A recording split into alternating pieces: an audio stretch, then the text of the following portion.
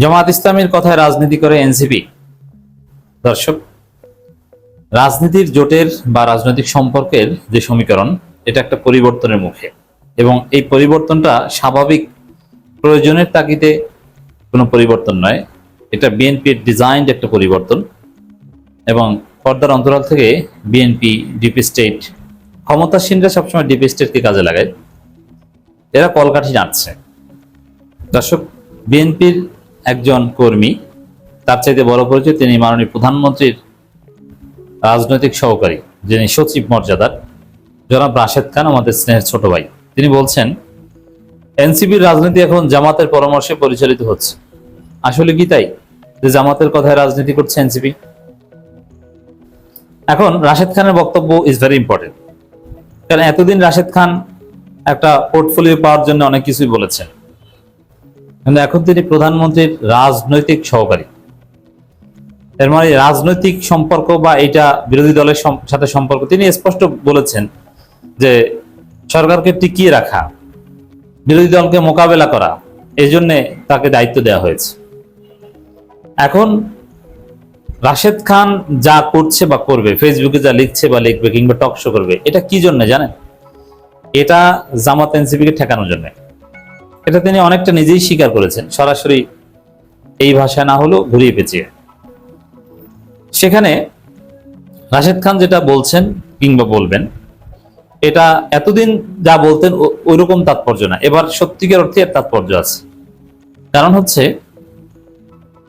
এবার তিনি প্রধানমন্ত্রীর রাজনৈতিক সহকারী, প্রধানমন্ত্রীর অ্যাসাইনমেন্টেই তিনি বাস্তবায়ন করছেন। অতএব রাশেদ খান যে কথাটা বলেছেন যে এনসিপির রাজনীতি এখন জামাতের পরামর্শে পরিচালিত হচ্ছে, এই কথাটা প্রধানমন্ত্রীর কথা। এই কথাটা প্রধানমন্ত্রীর দফতর বা প্রধানমন্ত্রীর রিসার্চ সেল রাশেদ খানকে বলতে বলেছে, তিনি বলছেন।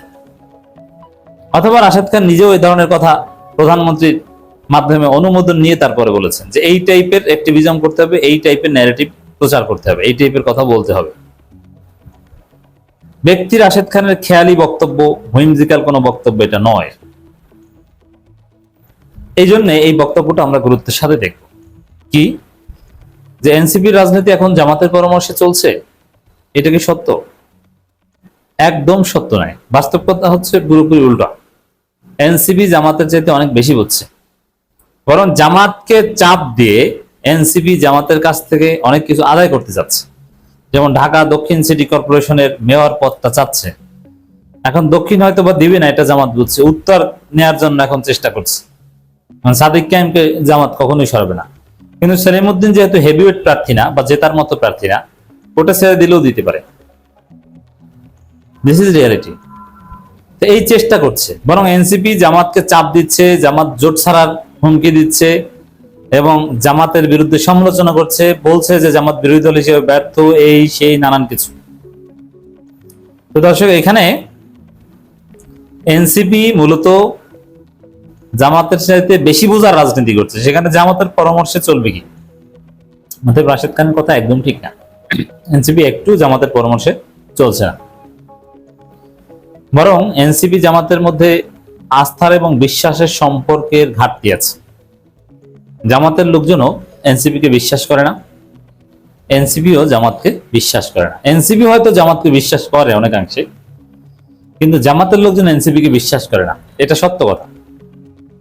কারণ জামাতের লোকজন মনে করে যে এনসিপি নেতাদের মধ্যে একটা বিরাট অংশ আছে বাটপার, ওরা নিজেদের স্বার্থে রয়ের দালালি করতে দ্বিধাবোধ করে না, আর ডিপি স্টেট, ডিজিএফআই, এদের দালালিতে অভাব নেই।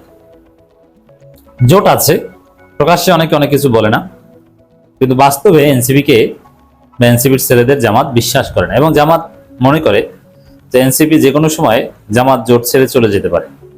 আজকে আছে কালকে নেই, যদি জোটের থিওরি এটা, আজকে আছে কালকে নেই, জোট কখনো পার্মানেন্ট না। তারপর একটা আস্থার সম্পর্কের জায়গা তো আছে, যে না, বিপদ আপদে আমার পাশে থাকবে। যেমন বিএনপি জামাতের মধ্যে একটা আস্থার সম্পর্ক ছিল দীর্ঘদিন, এটা শেষের দিকে এসে ভারত চির ধরিয়েছে, বা দীর্ঘদিন ছিল। বিশেষ করে যতদিন পর্যন্ত খালেদা জিয়া এবং মাওলানা নিজামী এরা জীবিত ছিলেন, ততদিন পর্যন্ত এই সম্পর্ক ছিল অত্যন্ত আস্থার এবং টেকসই সম্পর্ক। তো দর্শক, এনসিপি জামাত সম্পর্ক এরকম না, নরবরের সম্পর্ক। তো রাশেদ খানের কথা একদম ভুয়া। যে এনসিপি জামাতের কথা রাজনীতি করে না, আর এনসিপির ছেলেরা মনে করে তারা অনেক বুঝেন, তারা জামাতের চাইতে অনেক বেশি বুঝেন, এবং তাদের মধ্যে এই কমপ্লেক্সিটি আছে, সুপিরিয়রিটি কমপ্লেক্সিটি, যে জামাতেরা রাজনীতি বোঝে না। এরা কি বুঝে? এরা বারবার ভুল করে, এরা এক পর্যায়ে বন্ধুহীন হয়ে যাবে, এরা ধরা খাবে, এদের বিরাট সংগঠিত জনশক্তি, কিন্তু এদের ভুলের কারণে এরা জীবনে ক্ষমতা আসতে পারবে না, এটা এনসিপি মনে করে। এখন এনসিপি যে মনে করে, এটা আমি দায়িত্ব নিয়ে বলছি, এনসিপির একদম কি ডিসিশন মেকার যারা, তাদের সাথে আলাপ করেই, তাদের কনসেন্ট নিয়েই আমি এই কথা বলছি, তারা এটা মনে করে। তো সেখানে এনসিপি জামাতের পরামর্শে চলছে, এটা একদম ভুয়া কথা। তবে মিউচুয়াল কিছু কোঅপারেশন আছে, যেমন সিলেটের কানাইঘাটে একটা বিশাল আকর্ষণীয় পথসভা করেছে এনসিপি। এখন এই পরিবেশ তৈরি করে দিয়েছে জামাত আগে শোডাউন দিয়েছে কানাইঘাটে। শোডাউন দেওয়ার পরে বাধা বিপত্তি বা বিএনপি সন্ত্রাসীরা গর্তে ঢুকে গেছে, ওরা নির্বিঘ্নে প্রোগ্রাম করেছে। এরকম কিছু মিউচুয়াল কোঅপারেশন আছে, বাট জামাতের পরামর্শে চলে, এটা একদম নয়। এবার আসেন, তাহলে জামাতের পরামর্শে এনসিপি চলছে, এই কথা প্রধানমন্ত্রীর পক্ষ থেকে রাশেদ খানরা কেন বলছেন? প্রধানমন্ত্রীর রাজনৈতিক সহকারীরা কেন এটা প্রচার করছে? এটা জামাত এনসিপি জোট ভাঙতে এই চেষ্টা করছে। আসলেই জামাত এনসিপি জোট নড়বড়ে, ভেঙে যেতে পারে, তবে অপপ্রচারও আছে। ভাঙবে, এটা মাস্ট, টুডে আর টুমরো। এখন কবে ভাঙবে এটা হচ্ছে প্রশ্ন, একটু লেট হবে না তাড়াতাড়ি। এই জোট ভাঙার একটা চেষ্টা, জামাতকে এখন বন্ধুহীন করা, জামাত এনসিপি কে ডিভাইড করে, তারপর ডিভাইড এন্ড রুল। এনসিপি কে যখন মারবে তখন জামাতকে মারবে না, জামাতকে যখন মারবে তখন এনসিপি কে দিয়ে দেয়ালে লেখাবে যে সংঘাত নয়, সংলাপ চাই। এই পলিসিতে বিএনপি সরকার এনসিপি জামাতের সম্পর্ক নিয়ে কলকাঠি নাড়ছে পর্দার অন্তরাল থেকে। তো সেখানে বিএনপি চায় যে এনসিপি জামাত জোট থেকে বের হয়ে আসুক, আর জামাত জোট থেকে এনসিপি কে বের করে আনতে ওদেরকে ইনস্টিগেট করছে এভাবে, হ্যাঁ তোমরা তো ওদের কথায় চলো, অথচ তোমরা তো অনেক মেধাবী, তোমরা জুলাই যোদ্ধা, তোমরা জামাত ৭১ রাজাকারদের কথায় চলো, বুড়ো মানুষের কথায় শোনো, তোমাদের মতো কি ওরা আছে? এরকম নানান ভাবে উস্কানি দেওয়া হচ্ছে। এটাই হচ্ছে রাশেদ খানদের এই বক্তব্যের মোটিভ, এবং প্রধানমন্ত্রীর পক্ষ থেকে এই কথা বলা হচ্ছে। তো দর্শক, এই মুহূর্তে ডিপ স্টেট থেকে শুরু করে নানান গোষ্ঠী জামাত এনসিপি জোট ভাঙতে চেষ্টা করছে, যদিও ভাঙা এত সহজ নয়, এটা দর কষাকষির একটা অংশ, এবং চেষ্টা ডিপ স্টেট করছে, বাট এনসিপি নেতাদের একটা বিরাট অংশ চায় না জোট ভাঙতে, বিশেষ করে নাহিদ ইসলাম নিজেই চান না।